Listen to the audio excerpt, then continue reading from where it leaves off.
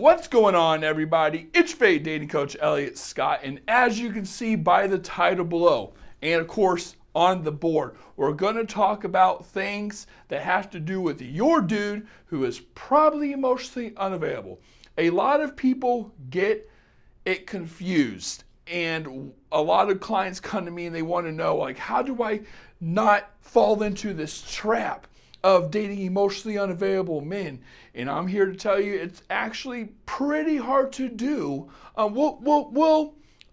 tell you how to do it, but it's actually pretty hard, and here's why, right? So jumping right into it.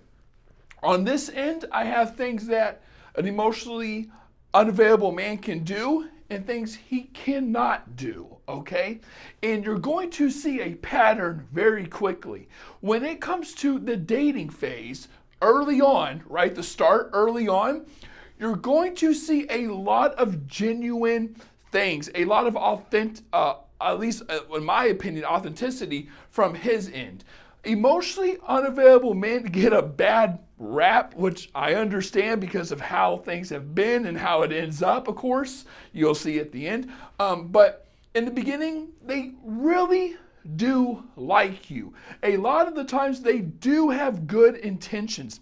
They do mean the things they say. Like, emotionally unavailable men can like you, can feel very strong emotions towards you, right? And of course his actions are going to act accordingly, which leads kind of to the next thing. When a girl's asking a guy, what are you looking for?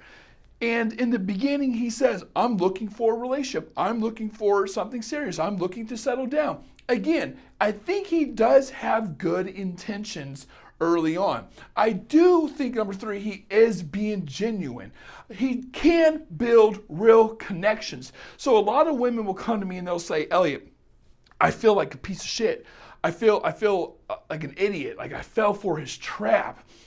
Like, was all this just a lie? And I'm like, actually, no, it wasn't a lie. Like, the guy you're talking to right now, ladies, probably at one time, if he's a decent dude, if he's a piece of shit at the end of it all, that's one thing. But I'm talking about a guy where you two hanging out, have fun, hooking up. He was a good dude for a huge majority of it. Nice guy for a huge majority of it, until the very end. I'm not talking about a guy who's sporadic, coming and going, treating you like shit along the way, and you're just not willing to accept it and move on, right? I'm not talking about that guy. I'm talking about an actually genuine dude.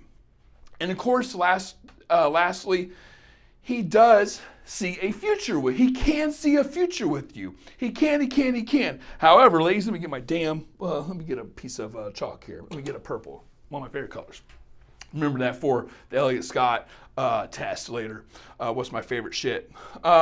He can see a future with you. However, here's where it all changes, okay? So all this right here is the beginning, the dating phase. Well, I guess it's all dating still. But once he starts doing all this, and you know all this, ladies, it comes at a cost. Now, what's that cost? So here's the way I like to describe it to my my clients.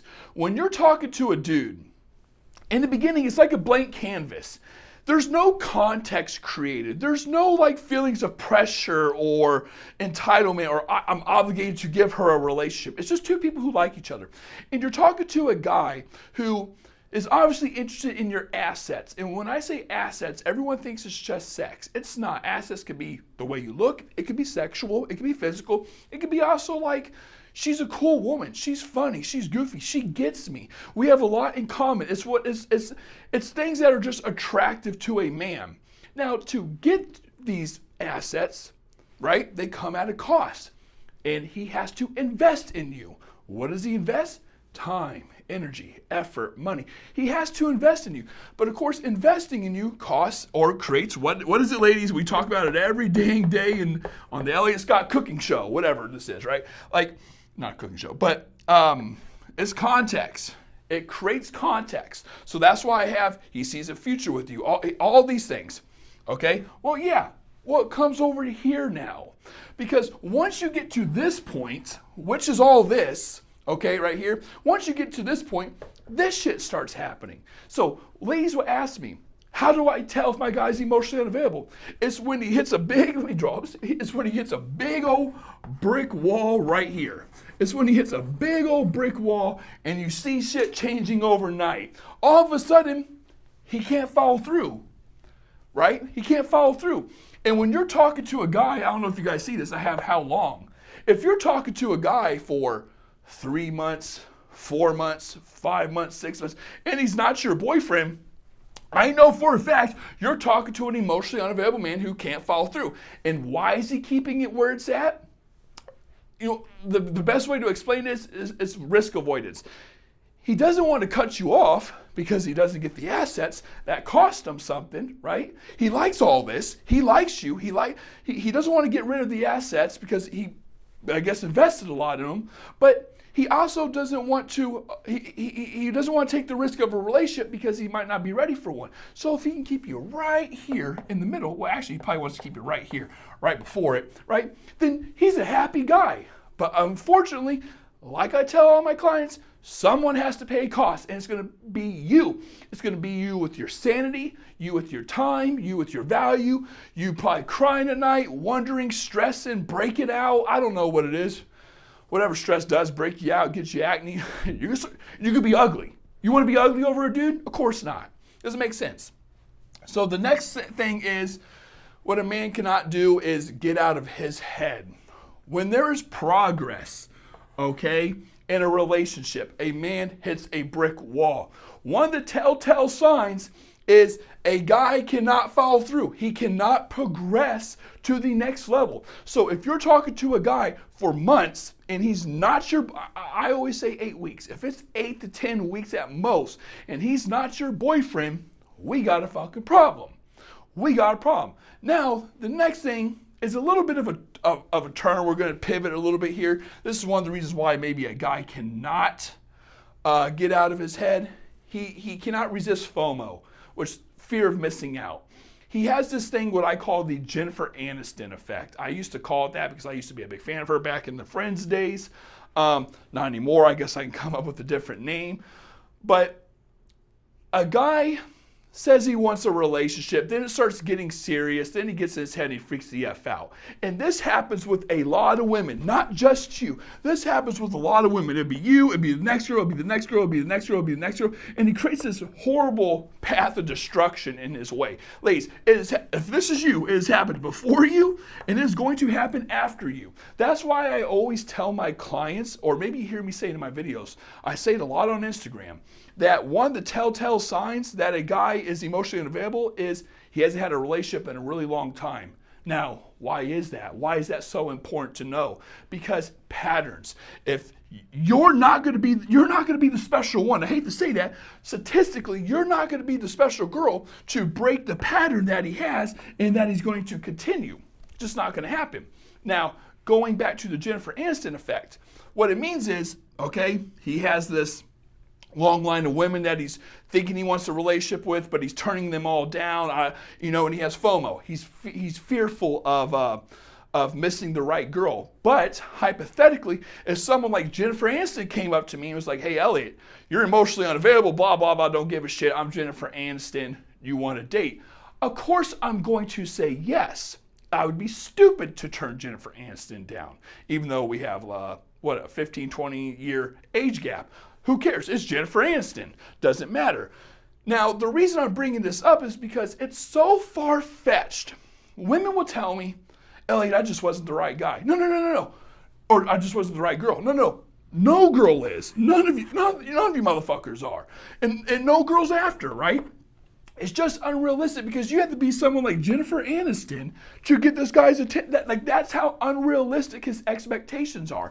That's FOMO. It's when you're not even realistic with your expectations anymore, that you're turning a lot of women down in fear of missing that exceptional woman, which is not even a thing. She's exceptional, great, but it's not realistic. It's very, very, very, very, very rare. And to find it, he's going to go through a lot of fucking women, unfortunately, and break a lot of hearts, which coincidentally or statistically, I guess, is why you all keep on running into a bunch of emotionally unavailable men. If you think about it from a math perspective, if there's, a bunch of emotionally unavailable men, but each of them are talking to a bunch of you, you can see how you keep on running into fucking stupid guys. We'll get into a whole other video on high value and how to avoid that, but that's why it seems like there's a lot of emotionally unavailable men. It's because they, ironically, think about it, emotionally available men commit, they get off the market,